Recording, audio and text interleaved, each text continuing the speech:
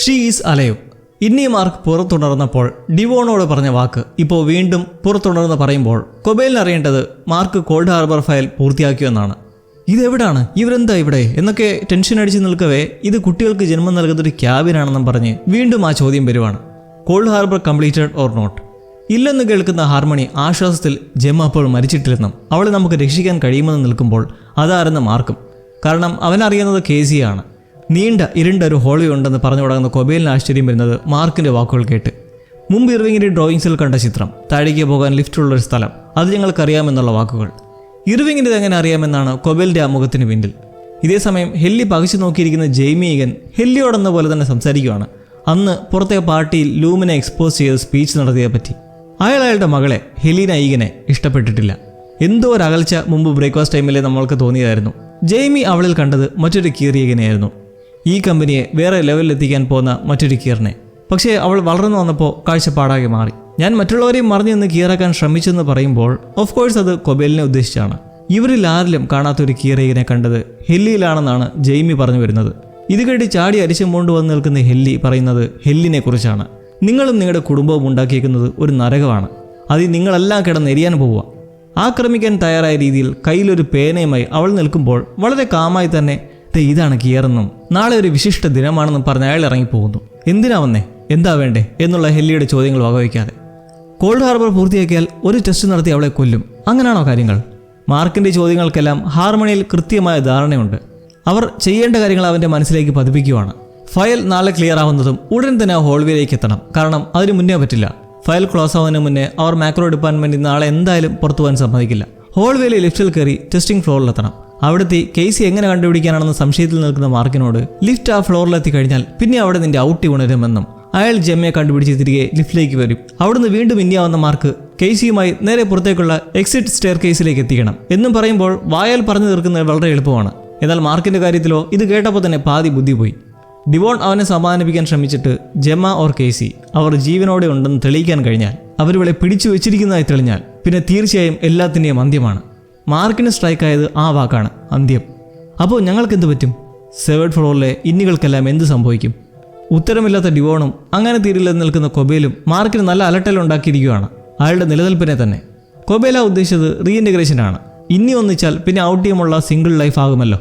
ഒരാൾക്ക് നിന്നോട് സംസാരിക്കാനുണ്ടെന്ന് പറഞ്ഞ് വീഡിയോ റെക്കോർഡർ കൊടുത്തിട്ട് സിറ്റ് ഔട്ട് തുറന്നിട്ട് ശേഷം താഴത്തെ മുറിയിലേക്ക് ഇറങ്ങി പോകുന്ന ഡിവോണിന് പിന്നാലെ ഹാർമണിയും പോവുകയാണ്. എന്താ കാര്യമെന്ന് പറഞ്ഞു കൊടുത്തിട്ട്. അതിൽ ഔട്ട് മാർക്കിൻ്റെ റെക്കോർഡിംഗ് ഉണ്ട്. അയാൾ ഇന്നിയോടായി പറയുന്നത്. ഇത് കണ്ട ശേഷം റീപ്ലൈ റെക്കോർഡ് ചെയ്ത് ആ വാതിലിനപ്പുറം കടക്കുന്നതും ഇന്നി സ്വിച്ച് ആവും. അപ്പോൾ ഔട്ടിക്ക് പ്രതികരണം കണ്ട് അങ്ങനെ തമ്മിൽ സംസാരിക്കാം. എന്ത് നല്ല ആചാരം. അങ്ങനെ ഇന്നി വെർഷൻ ഔട്ടി മാർക്ക് സംസാരിക്കുന്നത് കാണുന്നതും എന്തെന്നില്ലാത്തൊരു സന്തോഷം.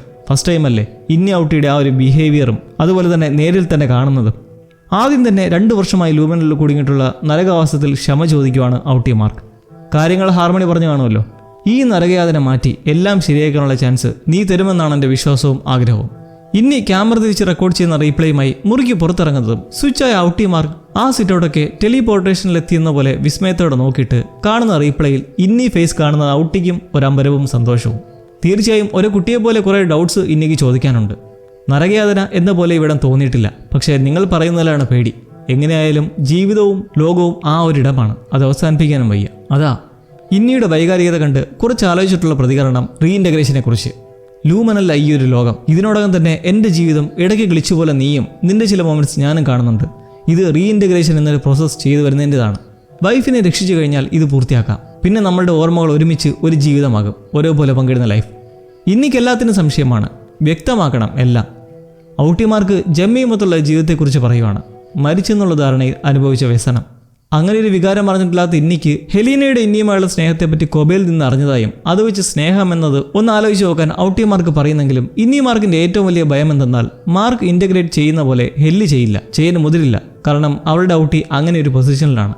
അതുകൊണ്ട് തന്നെ ഇപ്പോൾ പെട്ടെന്നൊരു സഹായം ചോദിച്ചു വന്നിട്ട് പ്രശ്നങ്ങളൊന്നും ഉണ്ടാവില്ലെന്ന് പറഞ്ഞ് ധരിപ്പിക്കാൻ ശ്രമിക്കുന്നതിൽ വിശ്വസിക്കില്ലെന്ന് ഇന്നി മാർക്ക് കട്ടായം പറയുന്നതോടെ ഔട്ടി മാർക്കിന് ദേഷ്യവും നിസ്സഹായതയും ചേർന്ന് വന്ന് ഡിവോണയും ഹാർമണിയും മുകളിലേക്ക് വിളിച്ചു വരുത്തിയിട്ട് പുറത്തു നിന്നുകൊണ്ട് തന്നെ അവൻ ഇടഞ്ഞു നിൽക്കുവാണെന്നും ഒരു പിടിയും തരുന്നില്ലെന്നും പറയുന്ന മാർക്കിനോട് കൊബേൽ ഇന്നിയോട് ഒറ്റയ്ക്കൊന്ന് സംസാരിക്കണമെന്ന് പറഞ്ഞ് ഡിവോണയെ മാറ്റി നിർത്തി ഔട്ടിയോട് ഉള്ളിലേക്ക് വരാൻ പറയുന്നു.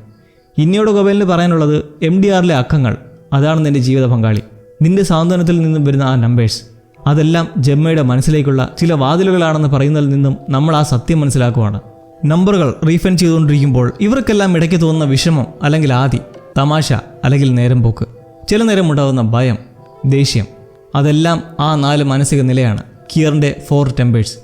ഇതിൻ്റെ പ്രതീകമാണത് ആ 4 ശില്പങ്ങൾ നമ്മൾ കൊബേലിൻ്റെ വീട്ടിൽ കണ്ടതും മുമ്പ് ഡിലാൻ്റെ മുന്നിൽ മുഖം മൂടി ധരിച്ച് പ്രകടനം നടത്തിയ 4 പേരും.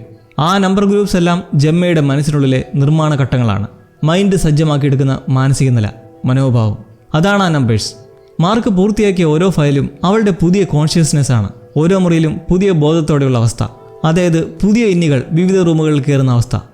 അപ്പോൾ മുമ്പ് ഒരു റൂമിൽ വെച്ച കേസി എനിക്ക് എപ്പോഴും ക്രിസ്മസ് ആണെന്ന് സങ്കടത്തോടെ പറഞ്ഞത് മറ്റൊന്നും കൊണ്ടല്ല, കാരണം ആ ഒരു കോൺഷ്യസ്നെസ് ആ ഒരു റൂമിൽ മാത്രമായി ട്രാപ്ഡാണ്. മാർക്ക് 24 ഫയൽസ് ഇതിനോടകം തന്നെ കംപ്ലീറ്റ് ചെയ്ത് കഴിഞ്ഞു. അതുകൂടാതെ കൊളീഗ്സ് പൂർത്തിയാക്കിയതും. ഇനി 25ാമത്തേത് കോൾഡ് ഹാർബർ. കൊബേൽ ഇതേക്കുറിച്ചെല്ലാം പറയുന്നത് കണ്ട് ഇതെല്ലാം എന്തിനാണിപ്പോൾ എന്നോട് വീണ്ടും മുമ്പിലെത്തി സംസാരിക്കുന്നതെന്ന് മാർക്ക്. കാരണം ഹെല്ലിയുമായി ഒരു നല്ല ജീവിതം മാർക്കിന് ഇനിക്ക് ഉണ്ടാവാൻ പോണില്ല.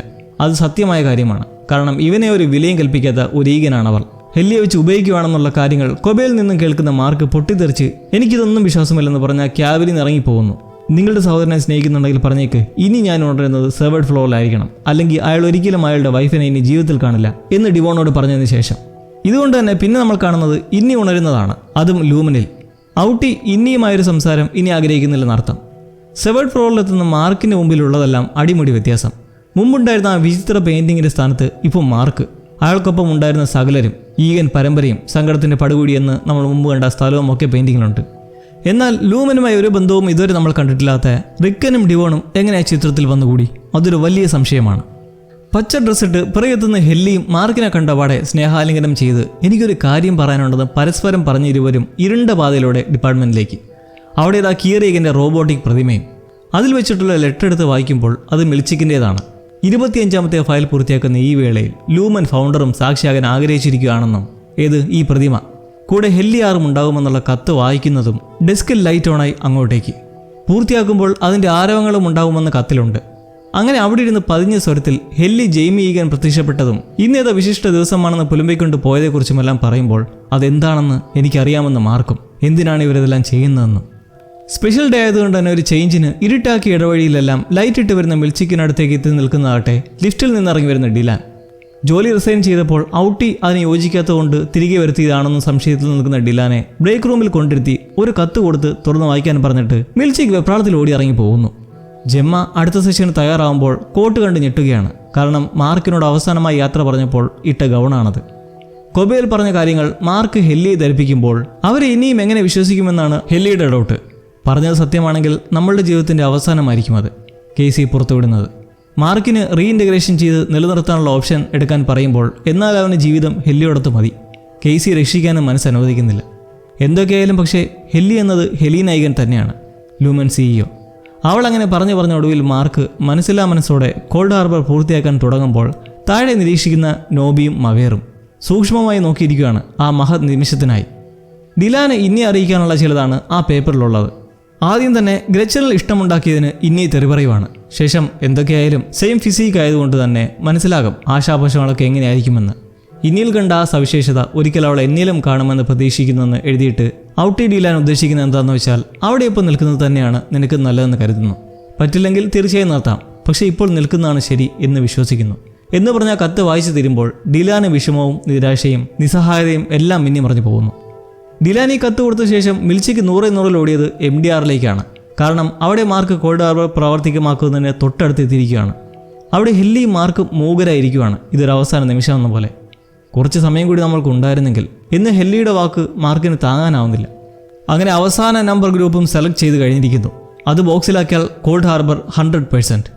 ഇതിനു മുമ്പുള്ള ഈ ഒരു നിമിഷത്തിൽ ഹെല്ലിയോട് സമയമായി എന്ന് കണ്ണു കാണിക്കുന്നതിന് പിറകെ അവളത് ഈ കമ്പ്യൂട്ടറിൽ നോക്കി നിൽക്കുന്ന പോലെ നിന്നിട്ട് അവൻ ആ പേപ്പർ രഹസ്യമായി കൈമാറുകയാണ്, ഇർവിങ്ങിന്റെ ഹോൾവേ മാപ്പ്.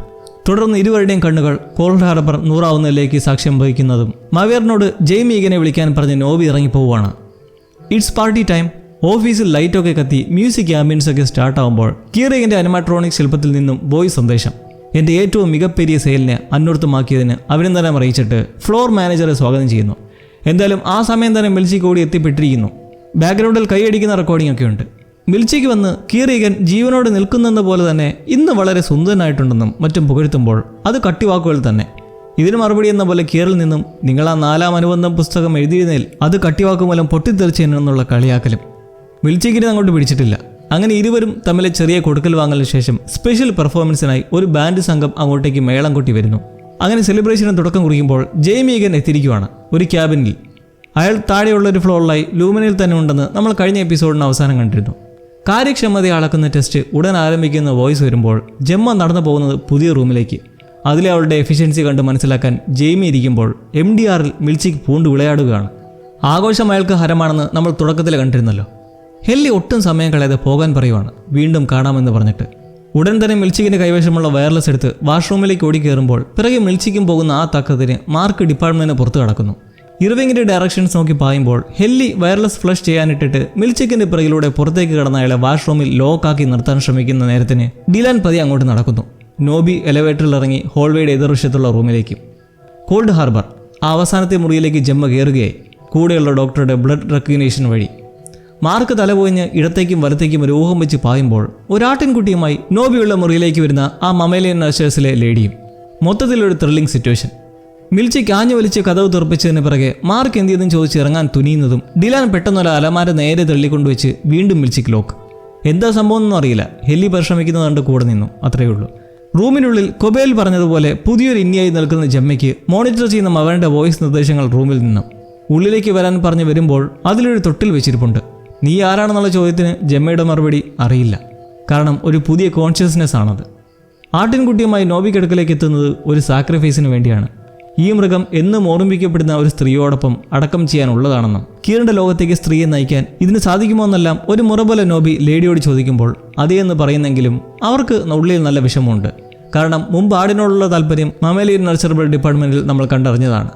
മിൽച്ചിക്ക് ചവിട്ടി തുറക്കാൻ ശ്രമിക്കുമ്പോൾ ജെമ്മ ആ തൊട്ടിൽ സ്ക്രൂ ഡ്രൈവർ ഉപയോഗിച്ച് അടിക്കാൻ തുടങ്ങുമ്പോൾ മാർക്ക് ഹോൾവേയിലേക്കുള്ള വാതിലിന് മുന്നിലെത്തി നിൽക്കുമ്പോൾ അതിന് എതിർവശത്ത് ഒരു പ്രത്യേകതരം തോക്കെടുത്ത് അതിൽ ഉണ്ടയിട്ട് ആ ലേഡിയുടെ കയ്യിലേക്ക് കൊടുക്കുവാണ്. കിടാവിന് നേരെ തോക്കും ചൂണ്ടി സങ്കടം കടിച്ചമർത്തി അവർ ചോദിക്കുന്നത് ഇതാണ്, ഇനിയും എത്ര എണ്ണത്തെ ഇതുപോലെ തരേണ്ടി വരും? കീർ ആവശ്യപ്പെടുന്ന അത്രയും എന്നുള്ള വാക്ക് കേട്ട് തോക്ക് അതിൻ്റെ തലയിൽ വെക്കുന്നതും പുറത്ത് തട്ടലും മുട്ടലും. മാർക്ക് ആ കഥ തുറക്കാൻ ശ്രമിക്കുന്നതാണ്. ഉടൻ നോബി ലേഡിയോട് ഹോൾഡ് ചെയ്യാൻ പറഞ്ഞിട്ട് പുറത്തേക്കിറങ്ങി നോക്കുമ്പോൾ മാർക്ക് അവൻ പതിയെ വലിയാൻ ശ്രമിക്കുന്നതിലും എന്നാൽ നോബി വളരെ വയലൻ്റായി ഇടിച്ചും വലിച്ചെഴിച്ചുമൊക്കെ അറ്റാക്ക് ചെയ്തിട്ട് കഴുത്തിന് പിടിച്ച് മുറുക്കുന്നു, കൊല്ലാനെന്ന പോലെ തന്നെ. കോൾഡ് ഹാർബർ പൂർത്തിയായതോടെ ഇവർക്കെല്ലാം മുമ്പിലുള്ള മാർക്കിൻ്റെ വില കാട്ടിത്തരുന്ന ഒരു സന്ദർഭം കൂടിയാണത്. മാർക്കിൻ്റെ മുഖമൊക്കെ ചുവന്ന് തുടക്കുന്നതും നോബിയെ തോക്കുചൂണ്ടി നിർത്തുന്നതോ ആ ലേഡിയും. ഇനിയും കൊല വേണ്ടെന്ന് നിൽക്കുന്നവരെ നോബിയാകട്ടെ ഒരു ദേയമില്ലാതെ അവരെ ആക്രമിച്ച് അടിക്കുന്നതും നല്ലത് തിരിച്ചും കൊടുത്ത് വീഴ്ത്തി തോക്കെടുത്ത് ചൂണ്ടുന്നതും പൊടുന്നതിനെ മാർക്ക് അലറുവാണ് വേണ്ടെന്ന്. കൺട്രോൾ പോയി നിൽക്കുന്ന സമയമാണ്. ഒരു കയ്യബദ്ധം പറ്റിയാൽ എല്ലാം തീർന്നു. ജെമ്മ ആ തൊട്ടിൽ ഏകദേശം അഴിച്ചു മാറ്റുന്നത് കണ്ടുകൊണ്ടിരിക്കുന്ന ജെയ്മിയും മവേറും അവൾക്കൊരു വികാരവുമില്ലെന്ന് പറഞ്ഞ് സന്തോഷിക്കുമ്പോൾ ഒരു തൊട്ടിൽ എന്നത് ജെമ്മയെ സംബന്ധിച്ച് വളരെ വലിയ ഒന്നാണെന്ന് നമുക്കറിയാം. ഒരു കുഞ്ഞിനു വേണ്ടി ആഗ്രഹിച്ച് ലഭിക്കാത്ത നഷ്ടത്തിൽ തകർന്ന ജെമ്മയുടെ യാതൊരുവിധ സങ്കടവും ഈ ഒരു പുതിയ കോൺഷ്യസ്നെസ്സിൽ വരുന്നില്ലെന്നത് ഇരുവർക്കും വളരെ തൃപ്തിപ്പെടുത്തുന്ന ഒരു കാര്യം. മാർക്ക് അങ്ങനെ ആ തോക്ക് ചൂണ്ടി നോബിയെ കൊണ്ട് മുറി തുറപ്പിച്ച് ഹോൾവേ വഴി ലിഫ്റ്റിനടുക്കലേക്ക് എത്തുന്നു. മമേലിയൻ ഡിപ്പാർട്ട്മെന്റ് ലേഡിയെ കണ്ട് മാർക്ക് സഹായിച്ചതിന് നന്ദി പറയുമ്പോൾ ആട്ടിൻകുട്ടിയെ രക്ഷിച്ചതിന് തിരിച്ചും നന്ദി. ഇരുവരും ഹാപ്പി. ആട്ടിൻകുട്ടി ജീവനുള്ളതുകൊണ്ട് നമ്മളും. അങ്ങനെ ലിഫ്റ്റിൽ കയറി മുകളിലേക്ക് പോകവേ മാർക്ക് നോബിയുടെ കഴുത്തിലേക്ക് തോക്ക് വെച്ചിട്ട് ഉടൻ ഔട്ടേ സ്വിച്ച് ആവുമെന്നും അയാൾക്ക് വഴി കാണിച്ചു കൊടുക്കണമെന്നും പറഞ്ഞ് തീരും മുന്നേ ലിഫ്റ്റ് താഴെയെത്തി ഇനി സ്വിച്ച് ആവുന്നതും ആ മൊമെന്റിൽ ഒരു ഇൻവോൾവറി ആക്ഷൻ. ഉണ്ട കയറി നോബിയുടെ കഴുത്തിൽ നിന്നും ചോര തെറിക്കുന്നത് കണ്ട് ആദ്യമായി ലൂമനിൽ ഉണരുന്ന ഔട്ടി മാർക്ക് ആകെ പേടിച്ച് വെപ്രാളത്തിൽ നിൽക്കുന്നതിന് പിറകെ ലിഫ്റ്റും തുറന്നു കഴിഞ്ഞിരിക്കുന്നു. ഇതിപ്പോൾ നോബിയുടെ മരണത്തിന് ആര് ഉത്തരവാദിത്തം പറയും? കാരണം ഇന്നിക്കയാൾ മരിച്ചെന്നും അറിയില്ല, ഔട്ടിക്ക് എങ്ങനെ മരിച്ചു എന്നും അറിയില്ല. ഒരു രക്ഷയുമില്ലാതെ നിൽക്കുന്ന മിൽച്ചിക്കൊടുവിൽ ബാൻഡ് സംഘത്തോട് മേളം നിർത്തി തിരികെ ഡിപ്പാർട്ട്മെന്റിലേക്ക് പോകാൻ ഉച്ചത്തിൽ നിർദ്ദേശിക്കുന്നതും അവർ പരിപാടി നിർത്തുന്നു. അപ്പോൾ ഇവരെല്ലാം ലൂമനിൽ തന്നെ മറ്റുള്ളവരെ പോലെ നിർത്തിയിരിക്കുന്ന ഒരു വിഭാഗമാണ് കൊറിയോഗ്രാഫി ആൻഡ് മെറിമെന്റ് ഡിപ്പാർട്ട്മെന്റ്. പോകാനൊരുങ്ങുന്ന ഇവരോട് ഹെല്ലി ജൈവ് ചെയ്ത് നിൽക്കാൻ പറഞ്ഞിട്ട് തലപ്പത്തുള്ളവരുടെ ദുരുദ്ദേശത്തെപ്പറ്റി പ്രസംഗിക്കുന്നു. 4 പേരുണ്ടായിരുന്ന സ്ഥലത്തിപ്പോൾ ഞങ്ങൾ 2 പേര് മാത്രം. നിങ്ങളിലും അങ്ങനെ ഇത്ര പേർ നഷ്ടമായിട്ടുണ്ടാകും. മിൽച്ചിക്കിനെ പുറത്തുവിട്ടാൽ നമ്മുടെ എല്ലാം അന്ത്യമാണെന്നും പാതി ജീവൻ മാത്രം തന്നിട്ടുള്ള ഇവർ വിചാരിക്കുന്നത് അതിനൊരു വിലയുമില്ലെന്നും അതിനുവേണ്ടി നമ്മൾ പോരാടില്ലെന്നുമാണ്. ഹെല്ലി അങ്ങനെ സഹായിക്കാൻ പറയുന്നതും അവരിൽ ചെറിയ മാറ്റങ്ങൾ വന്നുകൊണ്ടിരിക്കെ ഔട്ടി മാർക്ക് കൊബേൽ പറഞ്ഞ പോലെ കോൾഡ് ഹാർബർ റൂമിന് മുന്നിൽ എത്തിയിരിക്കുന്നു. എന്നാൽ അവിടെ എതിർക്കാൻ നിൽക്കുന്ന ഡോക്ടറെ ഉണ്ടയില്ലാത്ത തോക്ക് കാട്ടി പേടിപ്പിച്ച് വിടുമ്പോൾ മറ്റൊരു പ്രശ്നം. മുറി തുറക്കണമെങ്കിൽ ബ്ലഡ് റെക്കഗ്നീഷൻ പാസ്സാവണം. മാർക്ക് കൈവച്ച് നോക്കുന്നതിലും അത് റിജക്റ്റ് ആവുന്നത് കണ്ട് ശരീരത്തിലെ മറ്റൊരു രക്തമായ നോബിയുടേത് വെച്ച് ട്രൈ ചെയ്യുന്നതും ഓപ്പൺ ആയിരിക്കുകയാണ്. ജെമ്മയെ വീണ്ടും കാണുന്ന മാർക്കിൻ്റെ വികാരം പറയാൻ കഴിയില്ല. എന്നാൽ അതൊരു പുതിയ ഇന്നയായതുകൊണ്ട് തന്നെ മാർക്കിനെ അറിയാതെ ചോരയിൽ കുളിച്ചിരിക്കുന്ന കണ്ട് തത്രപ്പെടുന്നതും അവൾ ജെമ്മയുടെ കോൺഷ്യസ് അല്ലെന്ന് മനസ്സിലാക്കി ഞാൻ നിന്റെ ഭർത്താവാണ് എന്നെല്ലാം മെല്ലെ പറഞ്ഞു നിൽക്കെ ഇത് കാണുന്ന മവേറിന് ഞെട്ടൽ. എന്താ സംഭവിച്ചിരിക്കുന്നതെന്ന് മനസ്സിലാക്കാൻ പറ്റാതെ ജെയ്മിയും ഇരിക്കുമ്പോൾ മവേർ ഉടനെ സ്പീക്കറിൽ അവൻ പറയുന്നത് കേൾക്കരുത്, അപകടകാരിയാണെന്നെല്ലാം ജെമ്മയുടെ ഇന്നിയോട് പറഞ്ഞ് ധരിപ്പിക്കാൻ ശ്രമിക്കവേ മാർക്കിന്റെ നമ്മൾ ഒരുമിച്ചൊരു ജീവിതം ജീവിച്ചാണെന്നുള്ള വാക്കുകൾ കേട്ട് തിരികെ പോകണമെന്നൊക്കെ പറഞ്ഞ് കൈ നീട്ടുമ്പോൾ അവൾ മെല്ലെ വിശ്വാസത്തോടെ കയ്യിൽ പിടിക്കുന്നതും ജെയ്മിക്ക് ദേഷ്യവും നിരാശയും. നോബിയെ കിട്ടാതുകൊണ്ട് ഇറങ്ങി അങ്ങോട്ടേക്ക് മവേർ ഓടുമ്പോൾ കോൾഡ് ഹാർബറിൽ നിന്ന് തിരികെ ഇറങ്ങാൻ ഡോറിനടുക്കൽ നിൽക്കുന്ന ജെമ്മയുടെ പുതിയ ഇന്നയോട് പേടിക്കാതെ വരാൻ പറഞ്ഞവൾ ഇറങ്ങുന്നതും ജെമ്മയെ മാറിയിരിക്കുന്നു. അവൾ മാർക്കിനെ കണ്ട ആശ്ചര്യത്തിൽ വിളിക്കുന്നതും മാർക്കിന് മനസ്സിലാവാണ് ഇത് തൻ്റെ ജെമ്മയാണെന്ന്. അങ്ങനെ അവർ വീണ്ടും ഒന്നിച്ചിരിക്കുന്നു. ഉടൻ തന്നെ അവിടെ മൊത്തം ചുവന്ന് എമർജൻസി അലേർട്ട് സിറ്റുവേഷൻ. ജെമ്മ മാർക്കിനെയും വിളിച്ച് ലിഫ്റ്റിന് അടുക്കലേക്ക് ഓടുമ്പോൾ കാര്യങ്ങൾ നിയന്ത്രണാതീതമായിരിക്കുന്നു എന്നുള്ള തിരിച്ചറിവിൽ നിൽക്കുന്ന മിൽച്ചിക്കും. അയാൾ സർവ്വശക്തിയും എടുത്ത് വീണ്ടും ചവിട്ടിപ്പൊളിച്ച് പുറത്തു വരാൻ ആവുന്നത്ര നോക്കുമ്പോൾ എലവേറ്ററിനടുത്തേക്ക് മവേറോട് എത്തുമ്പോഴേക്കും അവർ കയറി കഴിഞ്ഞിരിക്കുന്നു. ഇരുവരും സന്തോഷത്തിൽ കിസ് ചെയ്യുന്നതും ലിഫ്റ്റ് 7th ഫ്ലോറിലേക്ക് എത്തുകയാണ്. ദാറ്റ് മീൻസ് ഇന്നി മാർക്കും കേസിയുമാണിപ്പോൾ ലിപ് ലോക്കിൽ. നമ്മളെന്താ ഇവിടെ നിൽക്കുന്ന കേസിയോട് ഇന്നി മാർക്ക് ടാസ്ക് വിജയിച്ചതായി മനസ്സിലാക്കി കേസിയെ കൂടെ വിളിച്ചുകൊണ്ടോടുന്നത് പുറത്തേക്കുള്ള സ്റ്റെയർവെല്ലിലേക്ക്. ഒടുവിൽ പുറത്തിറങ്ങുന്ന മിൽച്ചിക്ക് നോക്കുമ്പോൾ അയാളെ കൈകാര്യം ചെയ്ത് നിൽക്കുന്ന ഡിലാനും ബാൻഡ് സംഘവും. ഹെല്ലിയെ കാണാനില്ല. അവൾ മാർക്കിനെ ഒരു നോക്കുകൂടി കാണാൻ ഓടുവാണ്. അലേർട്ട് വന്നത് വഴി ഉദ്ദേശം നടന്നെന്ന് മനസ്സിലാക്കി എക്സിറ്റിന് അടുക്കലേക്ക്. അവിടെത്തുന്ന ഇന്നി മാർക്ക് കേസിയോട് പെട്ടെന്ന് പുറത്തിറങ്ങി പോവാൻ പറയുന്നെങ്കിലും അവൾക്കൊന്നും മനസ്സിലാവുന്നില്ല. എവിടെ പോവാൻ? ഒടുവിൽ എക്സിറ്റിലേക്ക് എത്തുന്നതും ജെമ്മയായി തിരിഞ്ഞു നോക്കുമ്പോൾ മാർക്ക് അകത്ത്. അവൾ മാർക്കിനോട് പുറത്തേക്ക് ഇറങ്ങി വരാൻ വിളിക്കുന്നതിലും അവൻ ഇറങ്ങി വരുന്നില്ല. ഡോറും ലോക്കാക്കി നിൽക്കുവാണ്. ഇന്നേരം ഈ പ്രവൃത്തിയുടെ കാരണക്കാരിയെ ഹെല്ലിയും അവിടേക്ക് എത്തുന്നു. ഒരു സീരിയസ് സിറ്റുവേഷൻ. എന്തു ചെയ്യും? ഒരിടത്ത് ഔട്ടിയുടെ വൈഫും ഒരിടത്ത് ഇന്നിയുടെ ലവറും. ഇതിന് നടുവിൽ നിൽക്കുന്നത് ഇന്നയായതുകൊണ്ട് തന്നെ ഒടുവിൽ മാർക്ക് ഹെല്ലിക്കടുത്തേക്ക് വന്ന് അവളെയും വിളിച്ചുകൊണ്ട് അകത്തേക്ക് ഓടുവാണ്. അടുത്ത രക്ഷാമാർഗത്തിലേക്ക് എത്താൻ ശ്രമിക്കുന്ന മാർക്കും പാതി ജീവന്റെ പോരാട്ടത്തിൽ ഫലം കണ്ട സന്തോഷത്തിൽ ഹെല്ലിയും. സെവറൻസിന്റെ ലോകത്തെ കാഴ്ചകൾ തൽക്കാലത്തേക്ക് ഇവിടെ അവസാനിപ്പിക്കുമ്പോൾ ഉത്തരമില്ലാത്ത കുറേ ചോദ്യങ്ങളും ഇനി എന്ത് എന്നുള്ള ക്യൂരിയോസിറ്റിയുമായി കാത്തിരിക്കാം 3ാം സീസണായി. ജെമ്മയുടെ ഇനിയുള്ള പദ്ധതികൾ, മിൽച്ചിക്കിന്റെ ഭാവി, മാർക്കിന്റെയും ഹെല്ലിയുടെയും ഓട്ടം ഹണിമൂണിൽ അവസാനിക്കുമോ അതോ പണിയാവുമോ? എല്ലാം കാണാനായി നമുക്ക് കാത്തിരിക്കാം. Until then let's enjoy.